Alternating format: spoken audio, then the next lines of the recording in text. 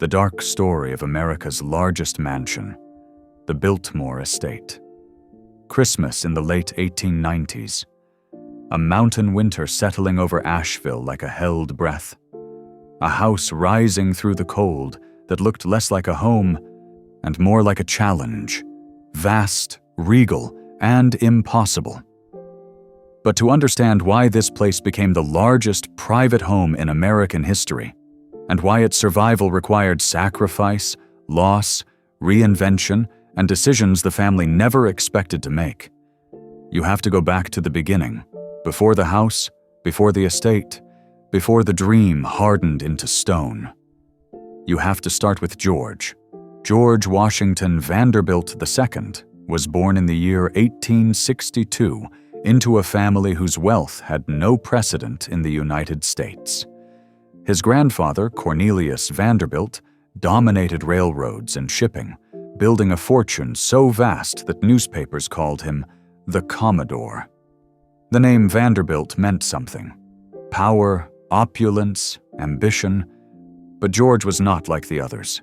He was the quiet one, the unassuming one, the brother who preferred books to balls, reflection to spectacle.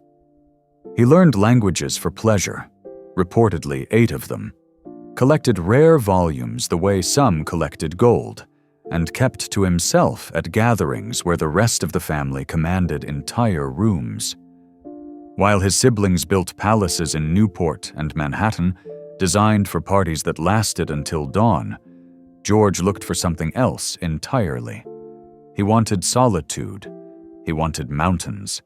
He wanted a retreat where beauty, science, and nature could live together. Not a monument to wealth. A sanctuary. In the year 1888, a trip to Asheville with his mother changed everything. He saw the Blue Ridge Mountains for the first time, the mist, the quiet, the rolling fields, and felt something click into place. He began buying land, a farm here, a hillside there, more parcels, more acres.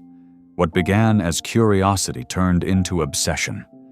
Within a few years, he owned over 125,000 acres, larger than many European principalities, enough land not just for a house, but for a world. But George wasn't reckless. He understood that a dream on this scale required precision, planning, experts. He chose the architect Richard Morris Hunt, the first American trained at the École des Beaux-Arts in Paris, a man who understood how to merge history with modernity. He chose the landscape architect Frederick Law Olmsted, who had shaped Central Park and believed that land was a living system, not a decoration. George, Hunt, and Olmsted, visionary, architect, and steward, created a partnership that would build something America had never seen. But before stone could rise, the land had to be healed. The mountains had been stripped by reckless farming and logging, hillsides eroded, streams ran brown with silt after every storm. Olmsted was horrified. He proposed something radical. Not just gardens, not just terraces, but reforestation on a massive scale. Thousands of trees planted by hand, roads carved with intention, fields restored to life. It would take years, decades even, but George agreed. Beauty was not enough. There had to be purpose. Construction began in the year 1890. Building Biltmore required more than money. It required infrastructure that did not exist in the rural South. A private railway spur was built, kilns to fire bricks, a wood shop to shape beams. Entire workshops sprung up on the estate, temporary villages for workers, hundreds of laborers at first, then over 1,000 at the project's peak. Masons from Italy, carpenters from the Carolinas, plasterers from across the East Coast. A small city, all of it feeding one colossal undertaking. The limestone arrived from Indiana in numbered blocks, each piece shaped to fit into a specific place in the facade, each carving executed long before it reached Asheville. Oak beams, some more than 40 feet long, were hauled up mountain roads by teams of horses. Copper roof panels were installed by hand, one sheet at a time. The scale was so immense that workers joked Biltmore would never end, that the house would keep rising forever. Inside, the work was just as intense. Hunt insisted that the interiors be as modern as they were grand. Electric lighting throughout the entire mansion, still a rarity in America. Central heating through pipes that spanned thousands of feet. An indoor pool, a bowling alley, refrigeration systems, fire alarms, call buttons, elevators. These features weren't luxuries. They were experiments. Cutting edge, uncertain, prone to failure, and every system required specialists, engineers, plumbers, electricians, dozens of them every day, just to keep the building functioning. The deeper the house grew, the more apparent its true nature became.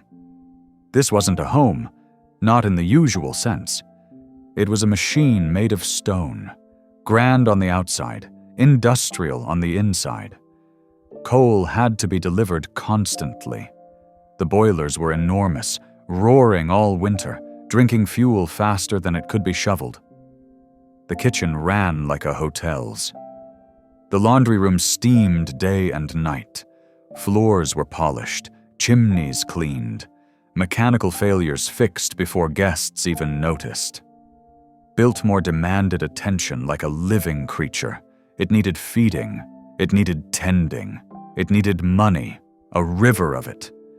And on Christmas Day of 1895, when the house finally opened, when the fires glowed and music filled the winter garden, when visitors stepped into the entrance hall and looked up at soaring stone, everything felt perfect, whole, complete. But that morning, as guests admired the ceilings and clapped at the grandeur, an invisible question settled quietly into the air. How long can this last? And the unspoken answer, not long, began to take shape even before the party ended. To understand what happened after that glittering Christmas opening, you have to understand what Biltmore really was. Not the dream, not the beauty, not the image on postcards, but the reality, the shadow behind the stone. In the days after the celebration, when the last guests left and the winter quiet returned, the estate settled into its true rhythm. Fires had to be lit before dawn, coal bins refilled by hand, linens ironed and folded, floors waxed until they reflected the chandeliers like mirrors. The house did not rest. It pulsed. More than 100 workers lived and labored on the estate. Maids, footmen, cooks, butlers, gardeners, stable hands, engineers, electricians, carpenters, plumbers, foresters. Some slept in the servant quarters. Others traveled from Asheville every morning. Their lives existed inside Biltmore's shadow, unseen, unheard, yet essential. Without them, the house did not breathe. Visitors today glide through rooms with audio guides and sunlight spilling through windows. They do not see the narrow servant staircases tucked into corners, the tight hallways painted a stark institutional green, the bare bulbs in ceilings, the endless corridors used only by staff. They do not smell the coal dust that once clung to the basement. They do not hear the clatter of dishes behind swinging kitchen doors or the mechanical groan of boilers waking each morning. But every inch of Biltmore lived on labor. George knew this. He walked the house late at night, leaving notes for staff on small slips of paper. Fix this. Clean that. Prepare a fire early in the library. He wasn't cruel. He wasn't demanding for the sake of it. He simply expected the machine he built to run the way he imagined it. Quietly, perfectly, invisibly. And for a time, it did. The first decade of Biltmore's life was steady, serene. George read for hours in his library, surrounded by 10,000 volumes. He rode horseback along forest trails he helped restore. He watched his farms expand and his forestry experiment grow into the first scientifically managed woodland in the United States. When he married Edith Stuyvesant Dresser in the year 1898 and welcomed their daughter Cornelia 2 years later, the house felt alive in a new way. But beneath the quiet, something else was happening, something George refused to see. The numbers were changing. Running Biltmore cost a fortune, an unending river of money. Even for a Vanderbilt, the monthly bills were startling. Coal, food, salaries, repairs, taxes. And in the years after George took possession, a new kind of tax emerged, one America had never seen before: the federal income tax. When it passed in the year 1913, the wealthy were stunned. For generations, Vanderbilt money had flowed untaxed, untouched, growing like a tree with no pruning. But now, each year, the government claimed a significant portion of the income that had always kept Biltmore alive. The numbers shifted, the balance thinned, the margins that once felt endless began to tighten. George read the ledgers late at night in his library, long columns of expenses, short columns of income. The estate's productive arms, the dairy, the forests, the farms, helped, but they could not cover the cost of the house itself. Each month felt heavier. Still, George avoided panic. He believed discipline could solve anything. Fewer parties, smaller gatherings, no unnecessary extravagance. But Biltmore wasn't extravagant the way Newport mansions were. It wasn't built for show. It was built for work, for forests and agriculture, for books and quiet. There wasn't much fat to trim. And then, in the year 1914, George traveled to Washington, D.C. for medical treatment. Complications struck. Surgery followed. Infection set in. And on March 6th, George Washington Vanderbilt II died at just 51 years old.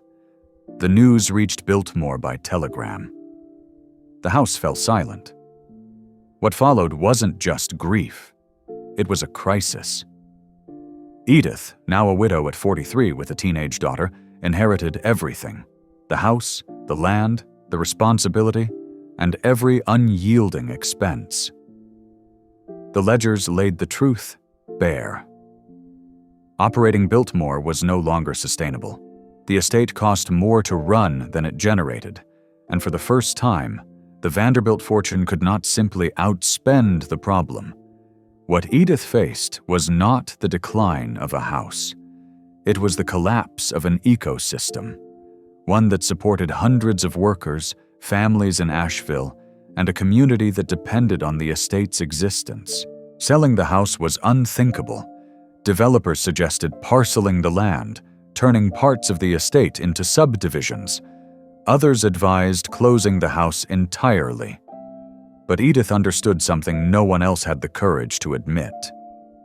Biltmore could be saved, but not as a private home. The first sacrifice came quickly. She began selling parcels of land, thousands of acres, to generate liquidity. Then came the forests.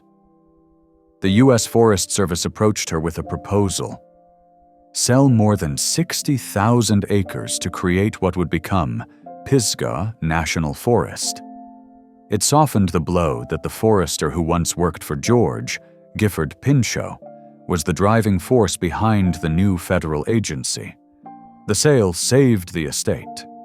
Barely. Edith restored order. Staff numbers shrank from over 100 to roughly 60. Wings of the house were closed, repairs triaged, gardens simplified, unused rooms darkened to conserve coal. She eliminated luxuries, limited travel, reduced entertaining to a minimum. She cut everything except integrity.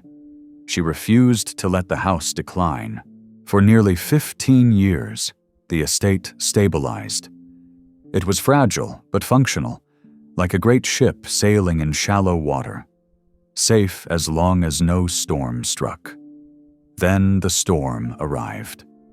The stock market crash of 1929 hit Asheville harder than almost any city in America. Banks collapsed, businesses shuttered, tourism evaporated. The region teetered on the edge of complete economic collapse. And Biltmore, the largest private home in America, found itself in danger once again. Edith looked at the ledgers. The numbers were brutal. Income nearly vanished. Expenses remained relentless. And for the first time since the estate was built, the possibility of closure felt real. Then, someone suggested something unthinkable. Open the house to the public. Let strangers walk through it. Let them look into rooms that once held private family life.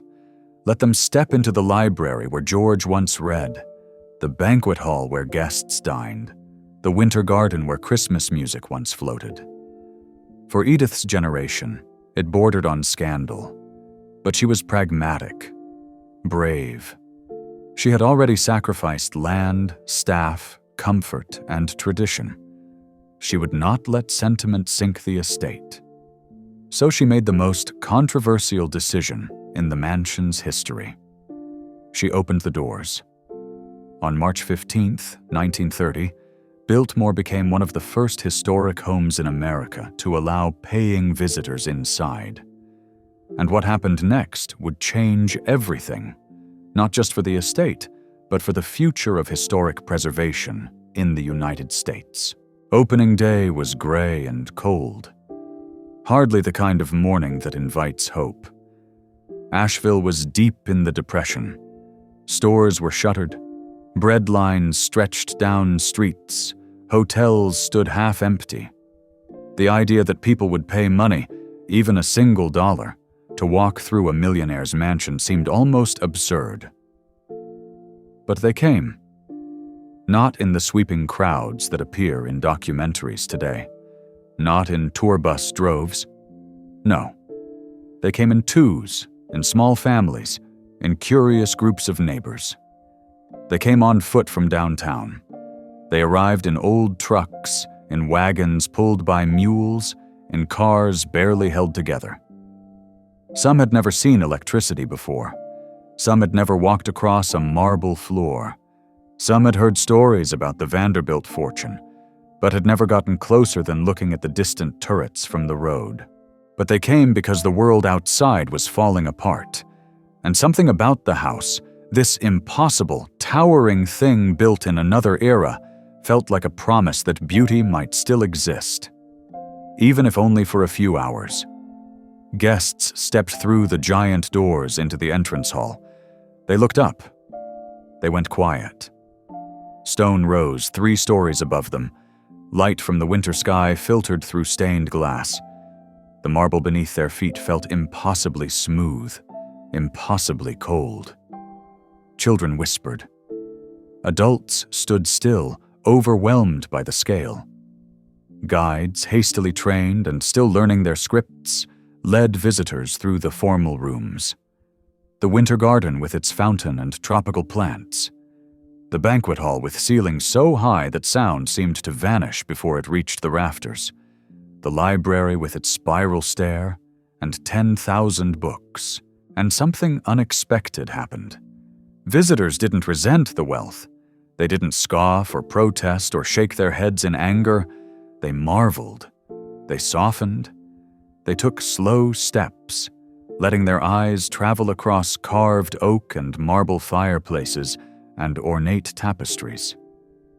They saw evidence of human hands, craftsmanship, precision, labor in every corner. More than anything, they felt transported. For $1, they escaped the Depression for 2 hours. And that was enough. The revenue wasn't huge. The estate still struggled. But the doors had opened. The model worked. Biltmore had tapped into something beyond its original purpose. Something democratic. The idea that history should be shared, not hidden.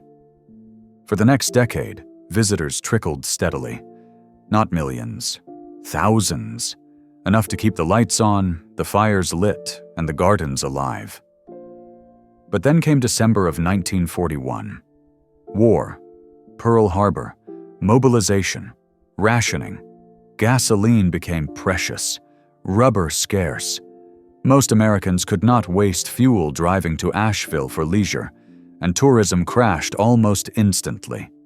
The fragile source of income that had held the estate together vanished overnight. For the first time, the estate's survival did not depend on finances. It depended on an entirely different kind of crisis. The National Gallery of Art in Washington, D.C. needed a place, a safe place, to store its most valuable works. The nation feared air raids, sabotage, even invasion. Priceless paintings by Rembrandt, Raphael, Vermeer, and Gilbert Stuart needed protection in a location safe from coastal threats. A place inland, secure, private, structurally sound, and climate stable. There were only a few choices, and Biltmore was perfect. Negotiations were quiet. The plan needed secrecy. At night, trucks rolled onto the estate carrying wooden crates stenciled only with numbers, guarded by armed personnel dressed in plain clothes. The crates were unloaded under the cover of darkness and carried through service doors into selected rooms, with minimal windows and stable temperatures. Few staff knew what the crates held. Even fewer understood their significance. Edith rarely entered the storage rooms. Security was tight, but discreet. The truth was extraordinary. For years, through 1942, 1943, and 1944, some of the most treasured artworks in American history sat inside Biltmore, hidden behind closed doors while the world outside burned. Rooms that once hosted dinner parties now stored masterpieces. Bedrooms became vaults. Guards walked the halls at night. The house, built for beauty, entertainment, forestry, and escape, became something no one could have predicted. A sanctuary for art. When the war ended, the crates returned to Washington safely. Not a single painting was damaged. Not a single piece was lost. Biltmore had protected a part of America's cultural identity during its darkest years. The significance of that moment lingered. It changed the way the family saw the estate. It changed the way the country saw it, too. This wasn't a mansion anymore. It was a national resource, a place capable of serving the public in ways George could never have imagined. But the war had done something else as well. It had aged Edith. She had kept the estate alive through taxes, personal loss, economic collapse, depression, war, rationing, and rebuilding. She had sold land, opened doors, made decisions no Vanderbilt of the previous generation would have considered. She was tough and tender at once, and exhausted. By the early 1950s, she knew the estate needed something she couldn't give forever, a future. The question became unavoidable. What was Biltmore supposed to be now? A museum? A business? A tourist site? A home? Could it be all of these? Could it survive another century without losing its soul? Her daughter, Cornelia, offered no easy answer. She had moved away, married, separated, and built a life far from Asheville. The next generation, Cornelia's two sons, represented the new line of stewardship. And so responsibility shifted, not with ceremony, not with celebration, but quietly, the way most important things happen at Biltmore. William Cecil, George's grandson, stepped forward to guide the estate into modernity, and in doing so, he would make decisions that would permanently transform the largest house in America. Decisions that would finally answer the question whispered on that Christmas morning decades earlier. How long can this last? Longer than anyone thought. But only if the estate changed completely. When William Cecil assumed leadership of the estate, The house was already more symbol than residence. The doors had been open to the public for 2 decades. Tour guides led visitors through the great rooms. Photographs appeared in magazines. Locals considered the mansion part of their identity. Biltmore was woven quietly into the cultural fabric of Asheville. But underneath that familiar image lay a sobering truth. The estate was running out of time. The roof leaked in places. The limestone showed signs of wear from decades of rain and wind. Electrical systems installed in the 1890s hummed at the edge of reliability. Plumbing groaned, paint blistered, floorboards warped. Behind every elegant room was the same silent enemy that threatens all historic estates: deferred maintenance, a phrase that seems harmless until you see its cost. A building like Biltmore doesn't crumble in a single dramatic collapse. It dies slowly, a pipe at a time, a slate at a time, a beam at a time.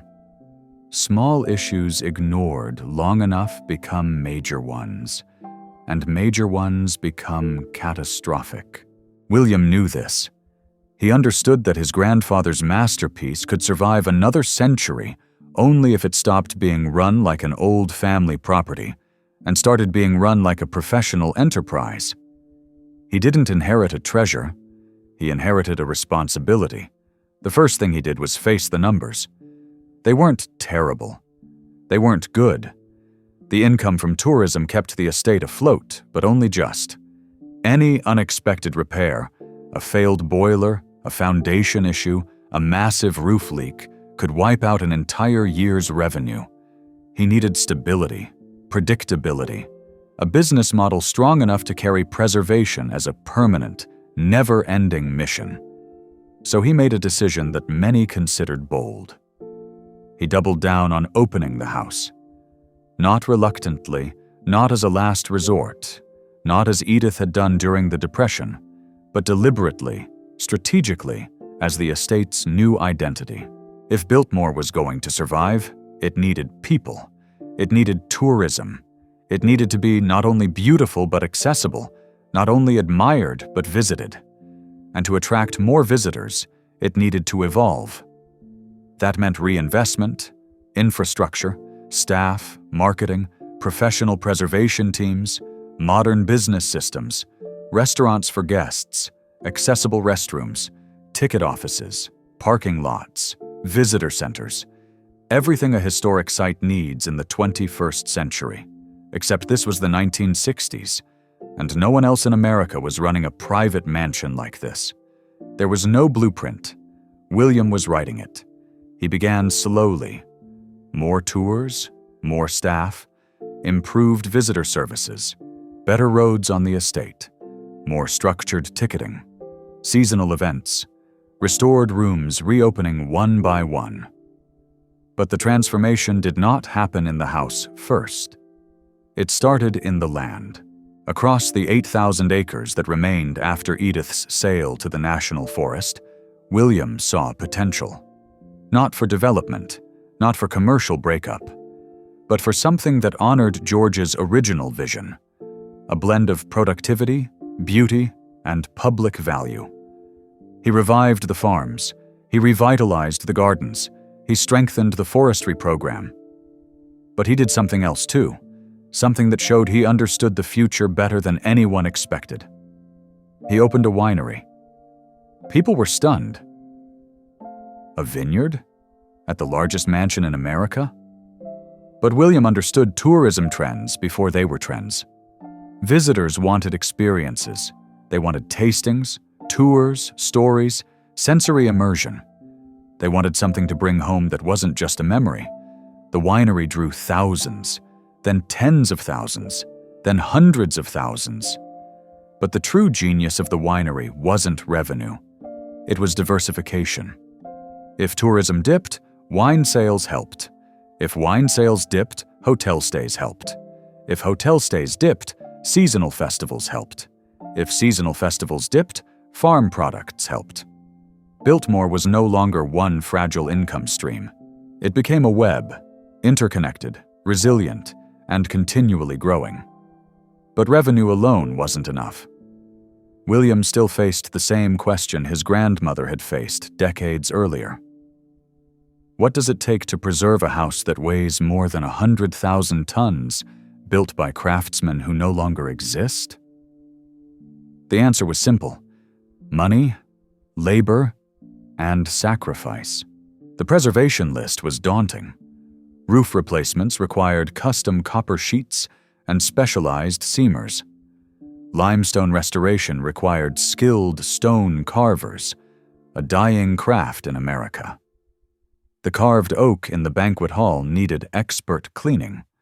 The indoor swimming pool had lost its integrity and required specialized restoration techniques. The chimneys, more than 60 of them, needed inspection, repair, and stabilization. Every room required something. Some required everything. William realized that the only way to save Biltmore permanently was to employ a full preservation staff in-house. Not contractors, not temporary teams. Permanent experts who would work year-round. So the estate began hiring carpenters, electricians, metalworkers, masons, roofers, plaster experts, paint conservators, textile specialists. Some were trained in Europe, some were trained by the estate itself. Over time, Biltmore developed one of the largest and most skilled private preservation teams in America. The house became a living workshop, not in the public rooms, but behind the walls, in the attics, under the floors, and in the basements where visitors never go. There, a quiet but constant battle took place, a battle against time.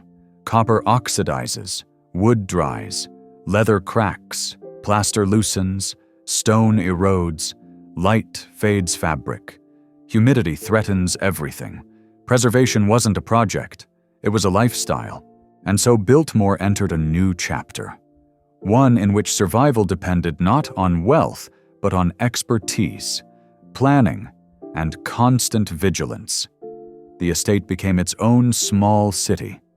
2,000 employees, departments coordinating like organs in a body, each responsible for a different piece of the estate's life. Tourism kept rising. Asheville grew. Highways expanded. America entered the age of road trips and family vacations, and visitors arrived by the millions. But success raised a new challenge, one Biltmore had never faced before. Too many people. Too many feet walking across century-old floors. Too many fingerprints on carved railings. Too much moisture from breath, sweat, raincoats, and umbrellas. Every human being is a preservation hazard, even the most careful one. William knew this, but he also understood that without visitors, the estate had no future at all. So he began the delicate balancing act that defines Biltmore today, maximizing public access while minimizing damage. That meant climate control systems, air circulation, velvet ropes, docents watching every corner, conservation-grade lighting, and carefully planned visitor pathways. The house wasn't just adapting, it was evolving. And yet, for all the innovation, all the expansion, all the careful planning, one question remained unanswered. What happens when the last family member leaves?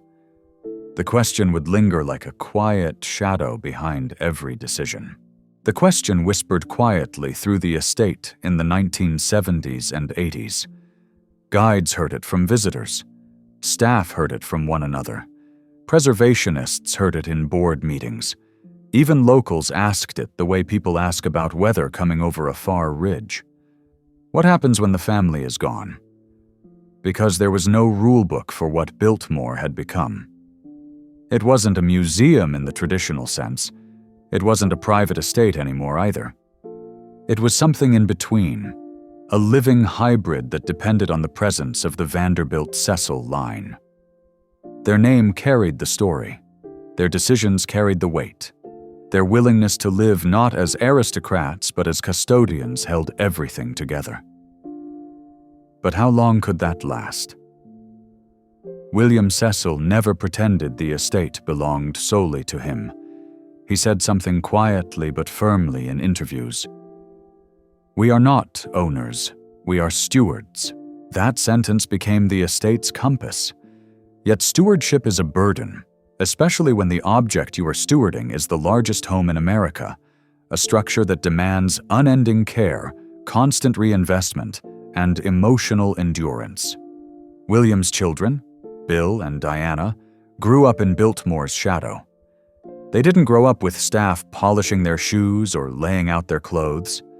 They didn't grow up as heirs in palaces. They grew up as the next people responsible for the impossible. Biltmore shaped their schedules, their education, their expectations, their futures. Before they learned what the world offered, they learned what the estate required. Some families passed down jewelry. Some passed down businesses. The Cecils passed down a 4-acre mansion, 175,000 square feet of aging infrastructure, gardens designed by the father of American landscape architecture, and an entire region's economic stability, all wrapped inside a single last name.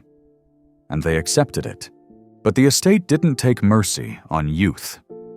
In those decades, the challenges continued. Infrastructure aged. Electrical systems needed upgrading. Plumbing needed replacements.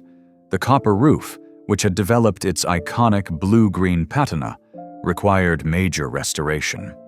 The limestone needed cleaning and conservation. And every repair had to be performed with precision-matching 19th-century craftsmanship. No modern shortcuts, no bargain solutions. Biltmore was too important, too visible, too symbolic to cut corners. If you replaced a slate tile, it had to match the original quarry. If you replaced a piece of oak, it had to match George Vanderbilt's specifications. If you touched the library ceiling or the carved stone on the facade, it had to be done by someone who understood not just the materials, but the meaning. And each project took time. Weeks, months, sometimes years. Visitors didn't see this. They saw parties in the winter garden, Christmas lights glowing at twilight, families taking photos on the lawns, wine tastings in the vineyard, couples marrying under archways crafted in the 1890s. They saw tranquility, romance, escape. They did not see the scaffolding in the off-season, the preservation crews in the attic at midnight, the boilers shut down and reassembled, the hand-waxing of carved oak, the meticulous cleaning of paintings, the dehumidifiers humming quietly behind walls, the teams inspecting the roof after every storm, knowing that one loose copper seam could damage an entire room. Biltmore wasn't just being preserved, it was being defended. Every single day. And as the estate expanded, the winery grew, the inn was built, restaurants opened, trails developed, gardens restored. The weight on leadership grew heavier too, because the estate was no longer just a home or a museum. It had become the largest employer in that corner of North Carolina, a cornerstone of Asheville's tourism economy, a cultural icon, a regional lifeline. If Biltmore faltered, Asheville would feel it immediately. That was the unspoken truth behind every family meeting, every board vote, every investment decision.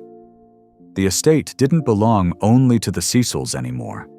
In a real sense, it belonged to the community. And stewardship of a community is more demanding than stewardship of a house. By the time William entered his later years, a new type of pressure emerged. Not financial, not architectural, but existential. The world was changing. Attention spans were shrinking. Historic sites were competing with theme parks and digital entertainment. Younger generations wanted experiences, not sightseeing. And preservation itself was becoming more expensive. If Biltmore wanted to survive the 21st century, it needed to remain relevant, without becoming gimmicky, without betraying its identity, without sacrificing its soul for ticket sales.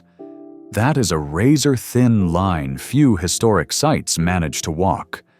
Many lose themselves in the process. Biltmore couldn't afford to. So William did something remarkable for a man of his generation. He embraced innovation, not by altering the house, not by installing modern attractions inside its walls, but by expanding the estate outward, by offering new experiences without touching the core. Wedding venues, concerts on the lawn, farm-to-table restaurants, outdoor activities, hotel accommodations, the Fall Harvest Festival, the Christmas candlelight tours that became legendary. Each offering brought new visitors, each brought new revenue that could be reinvested in preservation, and each allowed the estate to grow stronger without compromising the authenticity of the mansion itself. Biltmore wasn't becoming a theme park. It was becoming a living ecosystem. Still, even with growth, even with tourism booming, even with a strong economy, the central challenge remained unchanged: the mansion itself.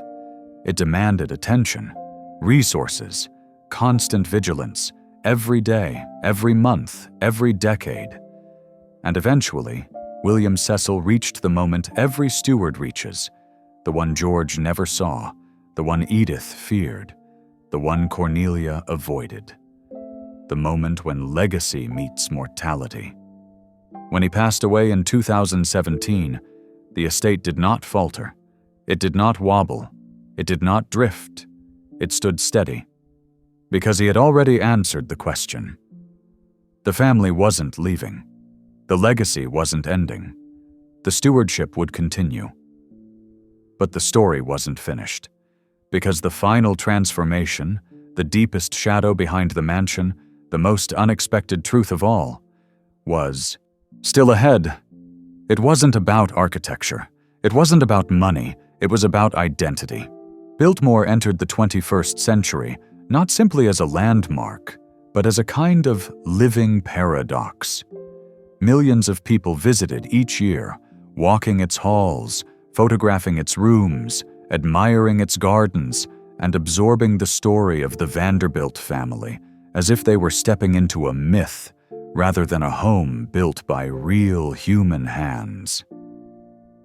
Yet behind that familiarity, behind the cheerful crowds and the seasonal festivals and the polished tours, there remained a quiet tension that had been part of the estate since the day it opened. The tension between what the house appeared to be and what it actually demanded. To the public eye, Biltmore was a miracle of architecture, a fantasy carved in limestone, a vision preserved perfectly from the Gilded Age. But those who worked behind the scenes understood a deeper truth.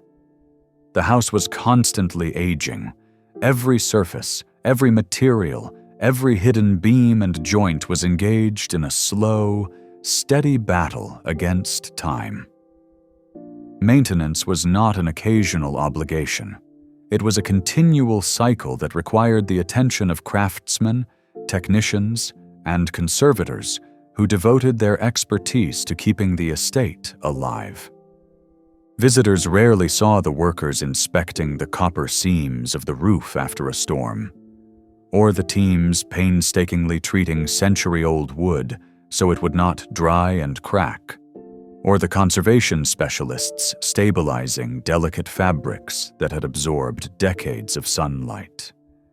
They did not see the electricians navigating the narrow spaces behind walls to upgrade systems installed before anyone alive today was born. They did not see the stonemasons trained to replicate 19th century carving techniques as accurately as if Richard Morris Hunt himself were supervising them. And they certainly did not see the hours of planning required to restore even a single decorative detail. The public encountered the finished product, a house that appeared serene and effortless, while the staff lived inside the effort. In that sense, the true inheritance of Biltmore wasn't wealth or luxury, but the continuation of a tradition that began long before the estate opened its doors.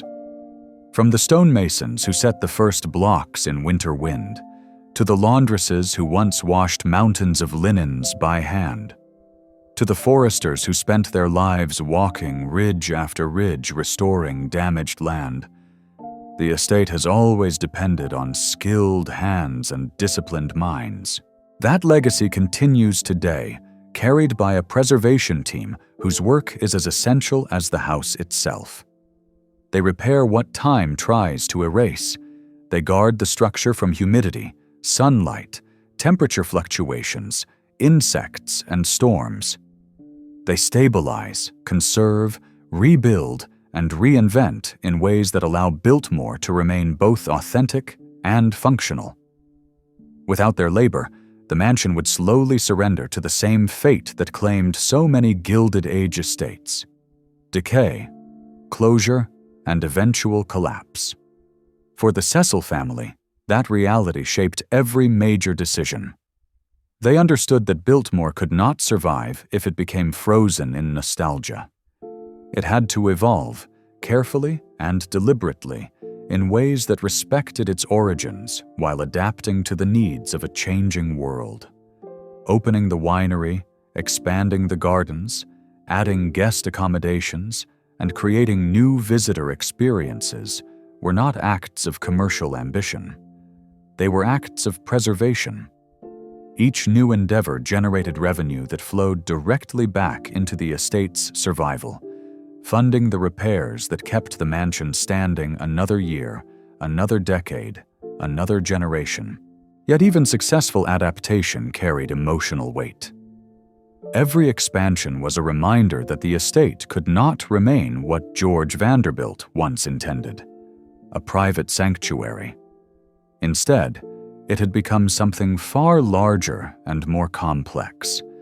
A public institution managed by a private family, a cultural touchstone, a regional economic engine, and a living museum entrusted with the responsibility of remembering who built it, who saved it, and who now depends on it. Walk through the house when it is closed to visitors, early in the morning or late in the evening, and the atmosphere is entirely different. The rooms feel larger, quieter, more vulnerable, as though the absence of footsteps reveals just how much the house depends on human presence to stay alive. It is in those moments, with sunlight filtering through stained glass or dusk settling over the winter garden, that the weight of history becomes palpable. The past does not feel gone. It feels suspended, hovering in the stillness, preserved by the decisions of every person who ever worked to save the estate from decline. The sacrifices required to keep Biltmore alive were not abstract. They cost the family privacy, convenience, and simplicity. They required generations to commit their lives to a structure that demanded constant attention. They required accepting that the estate no longer belonged solely to them, but to the millions who loved it, visited it, and supported it. In a very real sense, Biltmore became a partnership between the family who inherited it and the public who embraced it. By the time William Cecil passed away in 2017, the estate had achieved something almost unprecedented. It had transformed from a private retreat into a thriving, self-sustaining enterprise without losing its soul. It had become a model for historic preservation, proving that the past can survive when people are willing to let it grow into something new. And it had become a symbol not of wealth, but of endurance. An example of what happens when vision, labor, and adaptation work together across more than a century. Today, when visitors walk the terraces at sunset and watch the Blue Ridge Mountains soften into purple light, the estate feels timeless. But its survival is not the result of time standing still. It is the result of constant motion, decades of decisions, thousands of workers, millions of guests, and an unbroken chain of stewards who believed the house deserved to endure.